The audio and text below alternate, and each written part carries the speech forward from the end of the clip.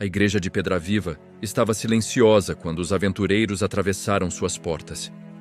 Não o silêncio comum de um templo vazio. Era um silêncio denso, pesado. Como se as próprias paredes guardassem algo que não podia mais ser dito em voz alta. No centro da nave havia uma mesa, grande, redonda, antiga. Mapas da vila estavam espalhados sobre ela, marcados com círculos, riscos e pequenas anotações feitas às pressas. Velas queimavam lentamente ao redor, lançando sombras que tremiam nas colunas de pedra. Mas não foi o mapa que chamou a atenção primeiro, foi um livro. Um livro grosso, de capa escura, repousava aberto entre os pergaminhos, como se tivesse sido deixado ali por alguém que pretendia voltar a ele em breve. Adriel foi o primeiro a se aproximar. O bárbaro sábio observou o livro por alguns segundos antes de tocá-lo. Havia algo naquele objeto que despertava uma estranha familiaridade. Não era apenas curiosidade, era reconhecimento. Ele abriu o livro. As páginas estavam cheias de registros, anotações sobre acontecimentos na vila, reflexões sobre desaparecimentos, tentativas de compreender algo que parecia escapar à lógica comum.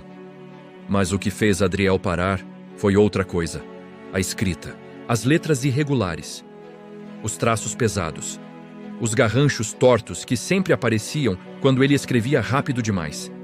Era a caligrafia dele.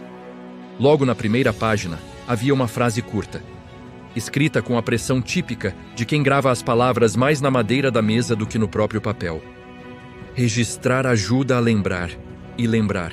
Talvez seja o que mais precisaremos aqui. O silêncio ao redor da mesa ficou mais pesado, porque ninguém ali se lembrava de ter escrito aquilo.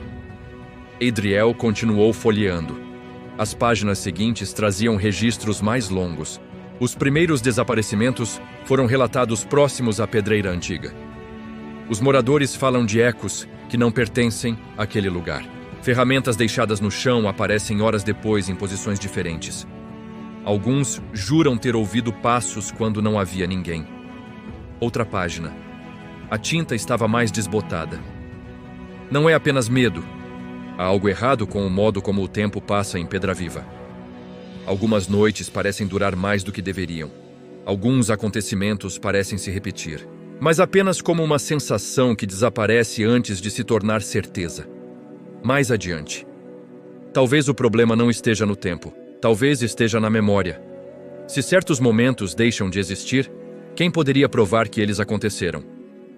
Algumas páginas depois, a escrita muda.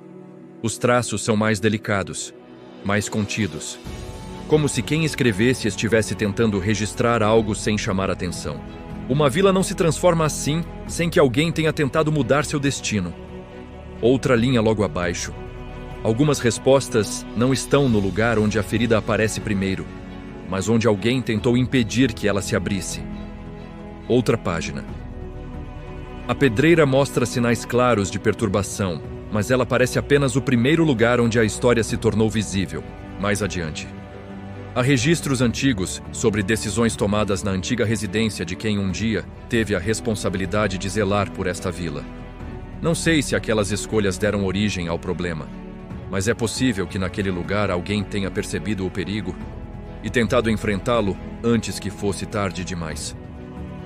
Algumas páginas estavam vazias, como se quem escrevesse tivesse interrompido o registro por algum motivo. E então, quase no final do livro, havia um último trecho. A tinta parecia recente, mas a escrita voltava a ser a de Adriel. Os mesmos garranchos, as mesmas letras pesadas. Se estamos lendo isto outra vez, então falhamos. E logo abaixo, uma última frase, escrita com ainda mais pressa. Comecem pela pedreira. Adriel fechou o livro lentamente, porque naquele momento havia apenas uma conclusão possível. Aquele registro não havia sido deixado por estranhos.